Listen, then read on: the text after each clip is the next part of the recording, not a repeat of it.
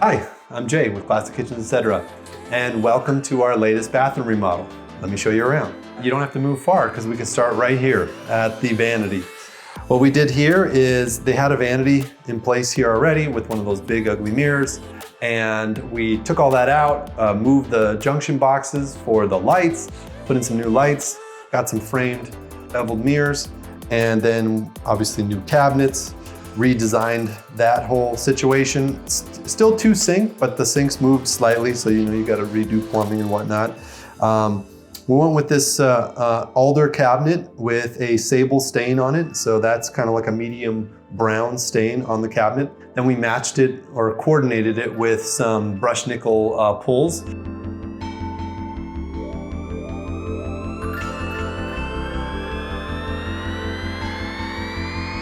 One of the really cool parts about this design is the countertop cabinet. Countertop cabinets are very popular in certain situations, very useful in a lot of situations, especially where you have your toothbrushes and your shavers and all the things that require power, right? So you want to be able to plug those in somewhere and then hide them. So that's perfect what this does.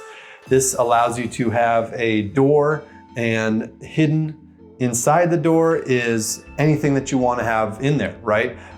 Typically we put in things that are like hair dryers, irons, like I said, toothbrush, shavers, anything that requires a plug, you can put a plug in there and then you don't have to have it come out of the cabinetry.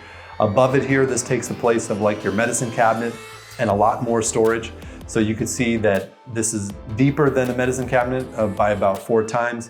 And then it has multiple shelves, so you can store, medicines and extra towels or anything that you can fit in there. So it's really nice. You can see it doesn't take a lot of space away from the cabinet or the countertop. It takes a little bit of countertop space away, but for the most part, it still feels open in the space. Sometimes folks are afraid of these because they feel like they're going to feel boxed in, but you really don't. Countertops are a Vittoria white quartz from a manufacturer called Arizona Tile. It's a white marble looking quartz with some gray and a little bit hint of gold veins in it, tan gold. And then we went with our big square sinks and brushed nickel hardware for the faucets. These are a Moen Vass. I like Moen. They got a really great product and a lot of different good styles. They also have lifetime warranty on the finish and on the parts if you buy them through your local remodeler. So when you have cabinets, this is something that we always got to think about when we're designing cabinets. Do you want the drawer fronts to look like the doors, or is it okay for them to be slab? So in this case, you might not have even noticed, but they are slab. So which means that they do not match the doors. That's an upgrade to have those, and it goes by the drawer front. So you can see this would be 6 drawer fronts to upgrade them to be like the doors. There are pros and cons, not besides cost. If you upgrade the doors or drawer fronts to look like the doors, your handles aren't so protruded, right? Especially on a recessed panel, unless you put it right here at the top. You're gonna have to reach inside this panel to get your drawers out. So just something to think about when you're designing your cabinets. Originally, this was a tiled-in tub. We ripped all that out, rebuilt the platform, and did another tiled-in tub. Newer tub, obviously, and then really nice tile around it. This is like a marble look, 12 by 24 porcelain tile. Kind of has white with some gray streaks in it, and it's almost like a vein cut. Vein cut means that the pattern on it is real linear versus like another marble that would have veins going everywhere. And then we did this glass mosaic on the backsplash there, and that glass mosaic runs all the way into the tub, and then we did 2 more bands of the glass mosaic in the shower only. You can see we did a little splash around here, and we tiled inside the tub with the tile as well. That'll give you a nice little protection. I would always recommend tiling inside the tub, the windowsill inside the tub, because just for water protection, and also, if you want to put anything up there, like candles or anything like that, you're gonna have protection over the drywall.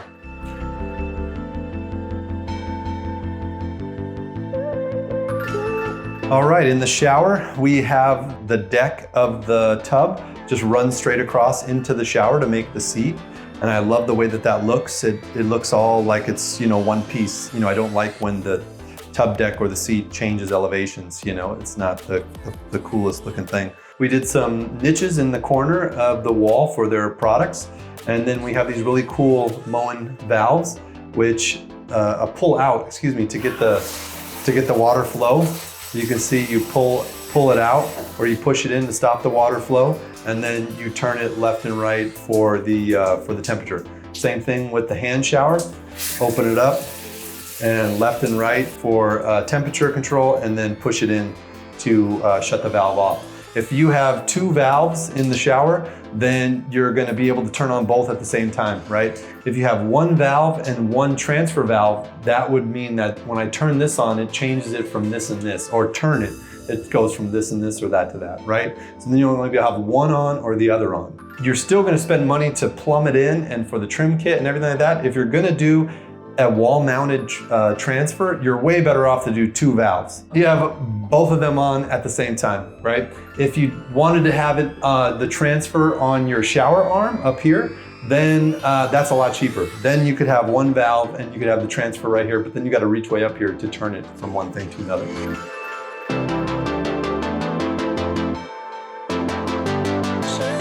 Also, we're on a second story here, so it's really hard to do a curbless shower on a second story without rebuilding the floor joists on the upper level. So we like to just add a low curb, and then, you know, so you can get your proper slope to the shower. We do 2x2 tiles on the shower floor so we can slope it, and there you go. Beautiful shower, functioning, and will last probably about 100 years with the way we do it. We do hot mop shower pans, lath and scratch, floated tile walls.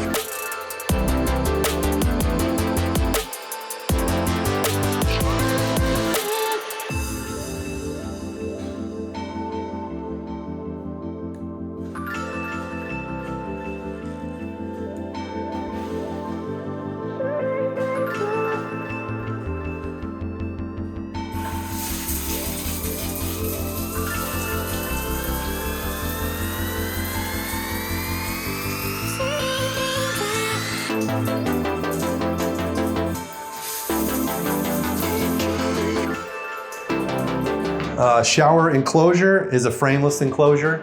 You can see here we have a door. I always like to hinge the doors on the wall so that we don't have to put any kind of header on the top.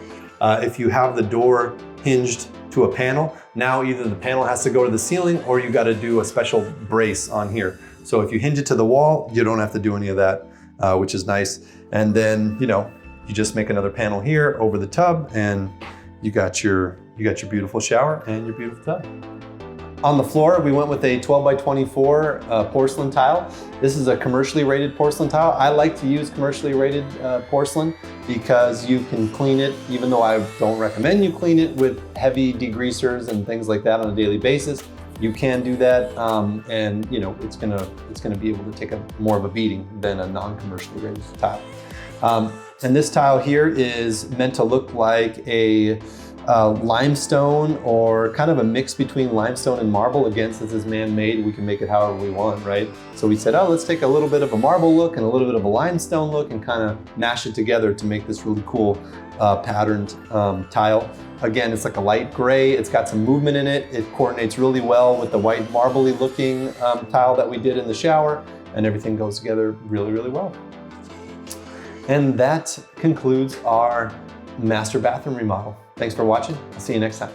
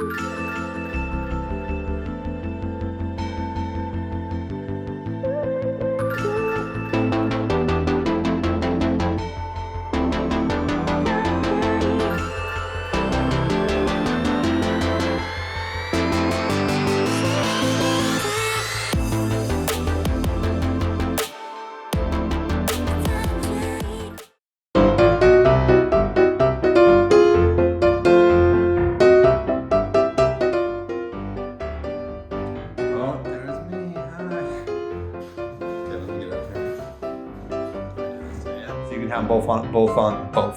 Yeah, I'm both on at the same time, yo. Oh, okay. It's seeing everything. Oh boy, they're getting dizzy. They see you tripping over your own wires. They see me tripping. Tripping, yo. All right, so, yep, we'll wait for that. No, okay, they fooled me on that. Thanks for watching. I'll see you next time. Boom.